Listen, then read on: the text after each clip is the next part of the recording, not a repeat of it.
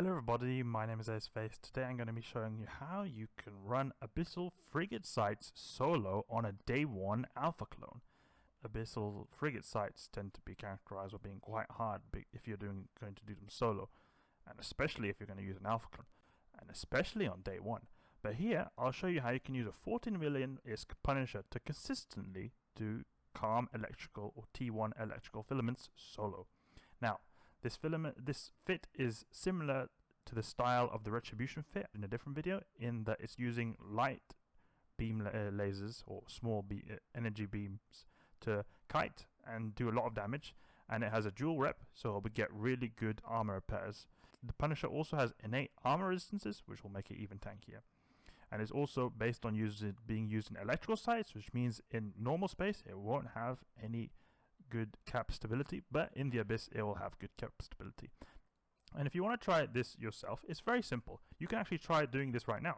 If you go on one of my YouTube videos, and you'll see this link in the description of my YouTube videos, if you click on this, you can then make an account and you'll get 1 million skill points. This makes it so that you can get all the skills necessary to run this Punisher fit, and even be somewhat good in the fit as well on day 1 by using these 1 million skill points you get from using this link. If you do now use this link and you happen to also upgrade to Omega on that account, I'll also get some rewards as well, so I'll appreciate that a lot. Alright, so if you guys want to know what skills I have used my skill points on, I'll just quickly go through which skills I use. So I've got Amar Frigate 4, Navigation. I put these skills into the navigation skills. Engineering, this is where a lot of skills will go to allow you to fit stuff. In armor, here's some armor skills I used. Did some targeting skills, some gunnery skills, and those are all the skills I used. Now, this will make you be able to fly it, and also fit everything. I'm not using any implants. Also, I'm training one skill right now. This hasn't finished training, but it'll be good that you start training Small Energy Turret 5. This will allow you to use Tech 2 weapons, so this could make it so it's a lot easier for you to fly high damage weapons. Now, let's run a site. I've run quite a few sites in this, and it's very reliable. The only waves I would say that you'll have a problem with are the battleship waves, because they'll take a long time. But you still manage to do them in a time that will still not get you killed. It's just that it's not that fast. From each site, you get a few million ISK, about maybe like 3 to 4 million ISK per site. The filaments cost like a few 100,000, so you get quite a bit of ISK like that, especially for a day 1 character. I would say on average maybe 30 to 40 million an hour, which is decent ISK in my opinion for a day 1 alpha clone. And the good thing about this is you're on alpha clone, so you never have to pay for subscription. And another good thing is that you're using a really cheap ship, so you will never likely get ganked. Now you always have to remember, you have to create a fleet. Now if I just find my name here, because I'm not used to having a different name here, form fleet, calm electrical, wait until the session change. You have to wait until this circle is finished. There we go, activate, go in. Now we are just going to activate the gate, go in, and we have 3, the fit for this will obviously be in the description. We have 3 ammo types, radio, multifrequency, and ultraviolet. You'll mostly be using ultraviolet, and you'll almost always be able to face tank any of the small stuff. The battleships, obviously you'll have to orbit them, but when you're fighting small stuff, then you will be using ultraviolet. When you're fighting battleships, you'll often be using, or almost only be using, multifrequency. The only exception to this is if you are going to fight this cruiser over here, then you would be using your ultraviolet because that has some range, and we're taking a lot of damage, but you can see here we're rep up like crazy. It's really nice. So we're gonna orbit this guy at 500. Then we're gonna start blasting away on this guy. Keep it range 15. Should be very simple for me. Just need to kill this guy first. Now you want to just be careful that you keep up transversal on Charybdis, because you do not want to just randomly take a big shot to the face and get one-shotted by him. Okay. Okay, let's go. Let's get closer to Ephialtes Lancer. He's running away like a little scared boy. Okay. The closer we are to Charybdis, the less damage we'll take, obviously, because it's going to keep our transversal up. Now, here we could use Multifrequency, but the thing is, Ephialtes is always just running away all the time. So, to be more consistent damage, like, can you see here? He's now 20 kilometers away, even though I was keeping range at 15. So, often it's nice to have Ultraviolet, because in the long run, it seems like it's actually a bit better in most cases, unless there was no Charybdis. If there was no Charybdis, we could keep a range at 500, and then it would be a lot better to probably use Multifrequency. But that's not the case here. We just want to keep going. Here, this Ephialtes. Alright, keep range like this. There we go. Now we orbit this guy. And when you're orbiting Charybdis, or any other battleship for that matter, orbit actually maybe 2.5 kilometers and turn off your Microwarpdrive. The reason you want to turn off your Microwarpdrive is because you do not want to go so fast. You go so fast with the Microwarpdrive that you could have tracking issues. Now, this seems really strange how a frigate can have tracking issues for a battleship, but that can actually happen, and I know you notice that because it comes like hits and penetrates type of shots. This means that you've got very good tracking and you're landing these high damage shots. If I'm to use my MWD, it will often be a higher risk that I get glances or grazes shots. So it still hits, but it does less damage.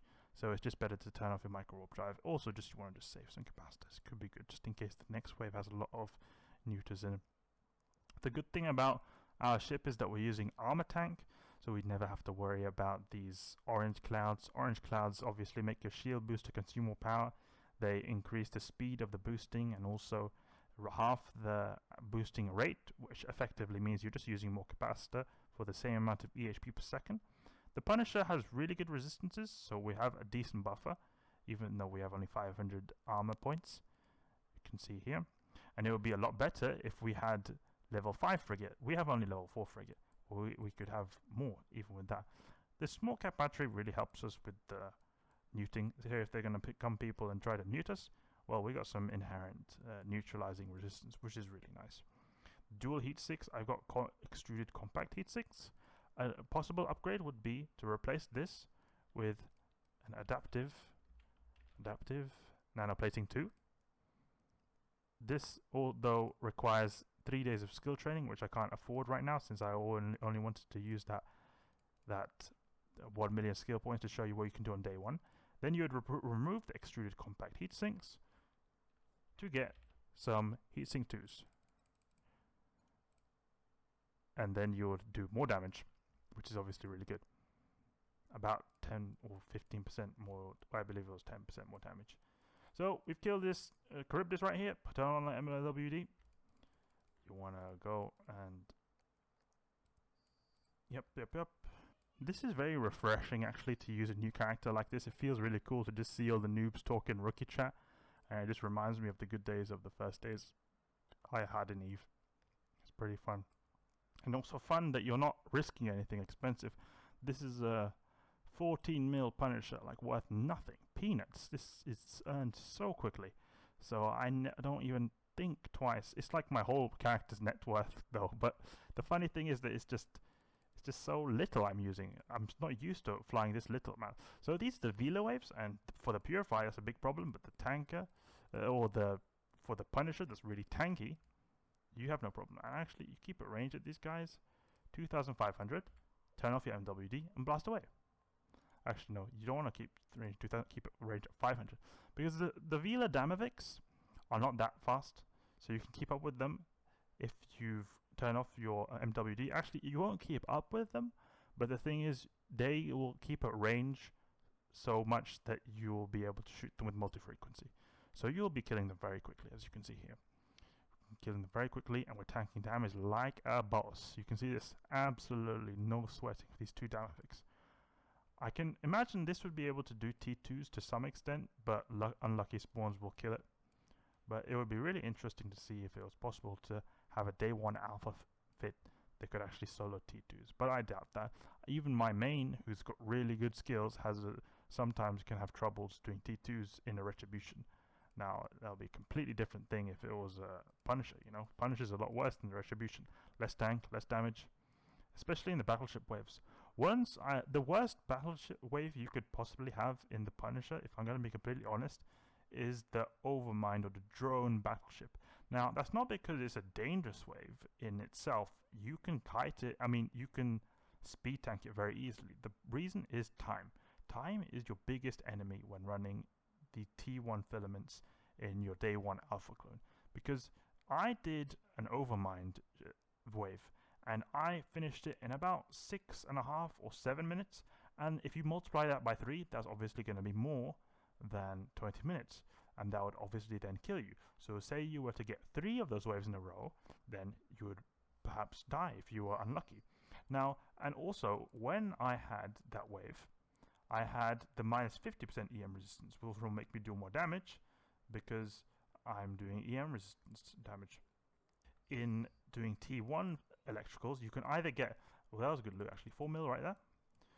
4 mil right there just for this little alpha clone. So that's 1/3 of my ship just replaced just like that. In T1 electricals, you can either get minus 50% EM resist or minus 30%. Minus 50% is good if you want to run it fast, but it's less safe. So this is one of the really bad waves, and you'll see. Let's see how fast we do it. But if we have the minus 30%, that's bad in that we'll be effectively doing less damage because the enemy ships are going to also have reduced resistances. If the enemy ships have reduced resistances, we're obviously going to do more damage. But the thing is, it's not usually a big issue, especially when I'm running the T5s. It can actually be nice because you have the extra leeway when it comes to your tank. But in this case, when we're doing against this really tanky battleship, then it is big problems. We have big problems because we take just way too much time. Now, we want to kill these guys quickly, and I'll actually switch over to the Ultraviolet. Actually, no, never mind. One more shot. Bloop. And we missed that. This is the thing. Tracking can be an issue. So it's good to train up those skills. Like, I am in an alpha clone who's got very limited skills. I could probably train more skills like trajectory analysis. I believe that was the skill to get better tracking. So obviously you can train more skills, but I'm showing you with skills that you can have on day 1 using the link I showed you. Now, same thing with Charybdis. Orbit, shoot your multi-frequency without the MWD on. Then you get lock up the bioadaptive if you can just have it already locked up. And you can see here, it's going to take us a long time just to get through the shields, let alone the armor. The Frigate Abyssal Overmind's biggest EHP pool is in the armor, if I can believe correctly. This is worsened by the fact that its armor resistance is highest in the EM department, which is also what we do, and though the thing is, the EM damage resistance is reduced, because we are in an electrical site, but it is still really high, which is annoying. It would probably be a lot better if we had some kind of explosive damage. For example, I don't know, some kind of missile-based ship that did Nova missiles, or if we were in some Minmatar ship that used autocannons or artillery cannons that did explosive damage. That would probably be a lot better for specifically this wave. Now, if we look here in our multi-frequency, we've got a 7.9 kilometer range, so we're always in our optimal, which is really good because we always want to be applying full damage, never want to be applying partial damage if we are up against slow waves such as the Overmind. Another bad wave is also the Deep Watcher waves, so the Sleeper Battleship waves. Those guys are also bad because they have very large amounts of EHP, the same way the Abyssal Overmind is. But the thing is, it is a lot less, not a lot, but it is less tanky than the Frigate Abyssal Overmind because they have even resistances across the board. So they do have an inherent EM hole due to the weather effect of the Abyss. So they will go slightly slower, they'll go slightly faster, but it is still a very tiresome and long wave. So it's still something you have to watch out for. And as we can see here, it's gone quite a few minutes now, and we've still not even gone halfway through the armor. And now this can be a problem, but you obviously, it's very rare that you would get 3 of these at the same time, and even then we can still kill it in an alright time. It's not good, but it's not horrendous. I have flown a Venture in the Abyss actually, and I was actually up against some very high AHP wave. I can't remember which one it was now, but I believe it actually was the Photic Abyssal Overmind, and it actually took me a full 10 minutes to kill this guy. This guy seems to be a lot easier than that. Now, we see here, 8 minutes left. We have no more waves after this, so it seems pretty chill, and we've gone through more than half his armor, which is also pretty chill. Now, if we look here at the loot we have so far, we've got 6 mil, which is pretty decent.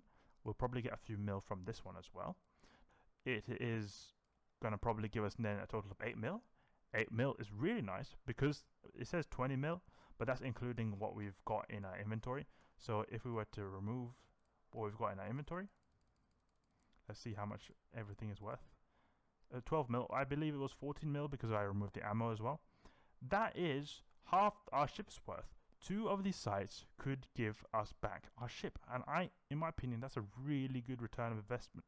So even if you do somehow make some mistake in this, which is actually really hard, especially even I have a hard time doing any kind of slight mistake so far. I ran many sites in this Punisher, and I've had hardly any.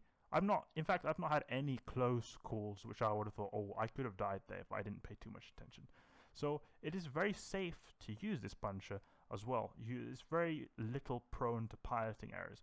Obviously, you do not want to fly directly into like those drone battle cruisers which are going to rip you to pieces, especially if it is that spark grip, I believe it's called, the one that does EM damage. Let's see, which is our smallest resistance? Well, explosive would actually be worse, so I believe it was the blast grip. Yeah, the blast grip. Those guys are gonna rip you to pieces. But it shouldn't be that much of an issue, because all you do there is just keep at range 15 or 20 kilometers, use your ultraviolet, or if you want to be extra safe, use the radio, and that'll give you about, let's see now, you get 25 kilometers of range.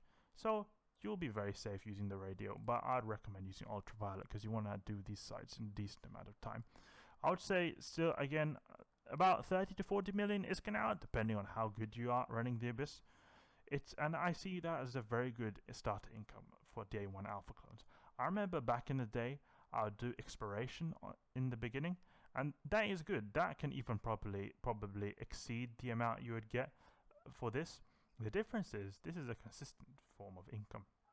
Exploration is not at all consistent. Sometimes you can go hours without finding anything, especially hard in the alpha clones in that they can't use cloaks, so it'll be harder for them to get past dangerous gate camps. So you could also lose your ship here. Here you're going to be safely running these sites next to a trade hub, perhaps even having the ability to do some market trading or learn market stuff at the same time, so this can supplement your income.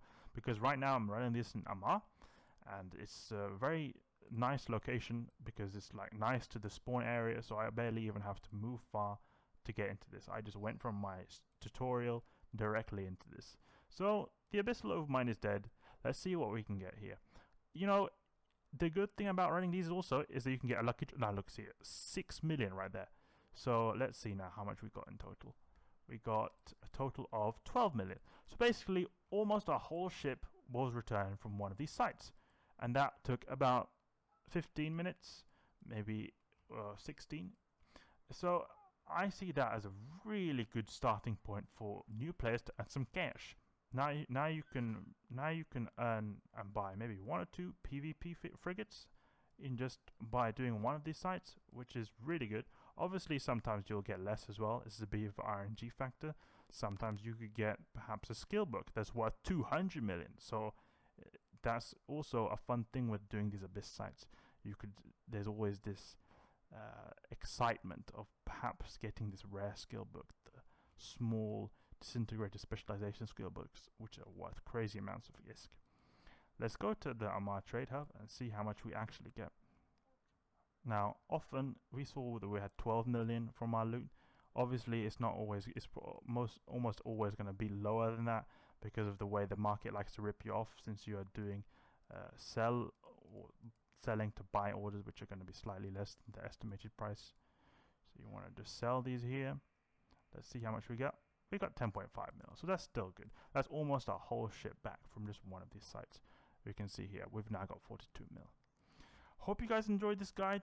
Hope it helps you. You should definitely recommend this video to your friends or people starting out in EVE, so that they can get started really quickly and start earning ISK to be able to actually do stuff in the game. I mean, ISK is obviously, there's a lot more to this game than just earning ISK, but it's important to have it to be able to actually do a lot of the stuff in this game, and that's especially can be seen to be challenging for new players. Hope you enjoyed. I'll catch you guys later.